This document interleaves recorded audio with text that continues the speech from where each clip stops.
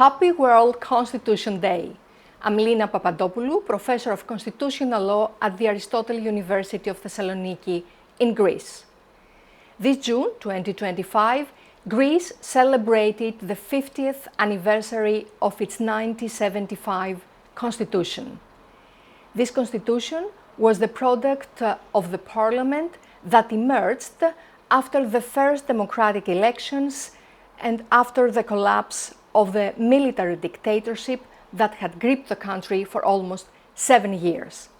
A critical point was the constitutional referendum, which was held in December 1974, in which the Greek people decisively rejected the monarchy with almost 70% of the vote. It was with the promulgation of the constitution in June 1975 that the Third Hellenic Republic commenced, and it lasts up to today. The reconstruction of the Greek state, however, was not confined in the national level. Greece's reintegration into the international democratic order was equally significant. The country rejoined the Council of Europe and the European Convention on Human Rights, accepted the individual application, and in 1981 became the 10th full member of the European communities. These developments actually gave birth to a new layer of material constitutionalism. Supranational norms coming both from the European Convention and EU law actually influenced Greek institutional law, sometimes enhancing or augmenting the Greek constitution, or even sometimes reconfiguring the formal constitutional text. The 1975 constitution is still in force after having been undergone 4 revisions.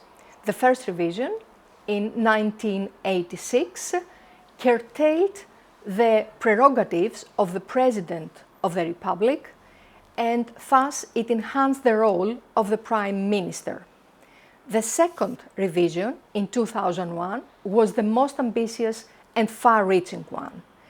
It was accomplished with a wide majority backed by both the Socialist Party and New Democracy, the right-wing party, and actually reinforced the protection of fundamental rights, brought the constitutional text in line with European standards. It enhanced the protection and enriched the institutional status of independent regulatory authorities as institutional counterweights to the expansion of the political parties. The third revision in 2008 was not exactly significant, is actually widely regarded as lacking in substance. Its principal effect was the abolition of a general professional incompatibility for members of parliament who can now exercise their private professional activities concurrently with their parliamentary functions. The last revision in 2019, conducted again under a New Democracy government, was more significant. It changed again the mode of election for the President of the Republic. It actually abolished the previously demanded supermajority, so the President of the Republic can now be elected with a simple majority, which means that the role of the Prime Minister has been further enhanced. Especially, this is the case when the government is a single-party government. This has happened in most cases in the Greek state since 1975, with the exception maybe of the period of the financial crisis. Indeed, the sovereign debt crisis in 2010s precipitated a de facto constitutional moment, with the emergence of informal constitutional amendments through European, international, and national law, statute law, or judicial case law. These developments were especially evident in the content of social rights, whose normative content was increasingly shaped by economic imperatives and austerity-driven jurisprudence.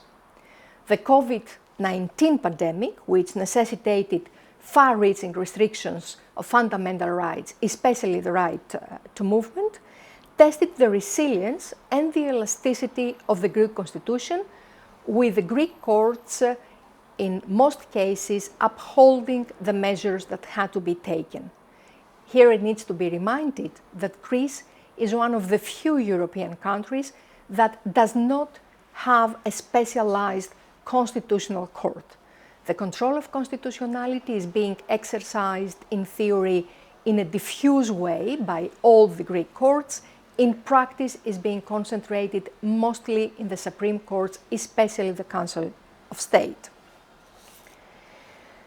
The Constitution is currently undergoing a subtle but significant crisis of legitimacy, not least because of persistent dysfunctions in mechanisms of political accountability, including criminal liability of government ministers.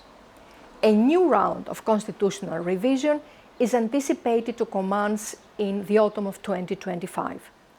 Yet, given the prevailing political fragmentation and erosion of cross-party trust, expectations for meaningful reform remain low.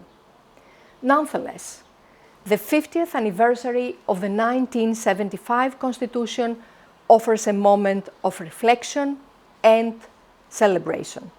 Despite the imperfections and the strains it has endured, Greece continues to live under the shelter of a democratic constitution.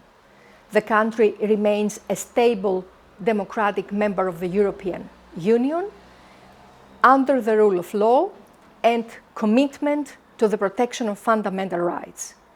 In an era of global uncertainty and democratic backsliding, the endurance of Greece's constitutional order remains an achievement worth recognizing and celebrating.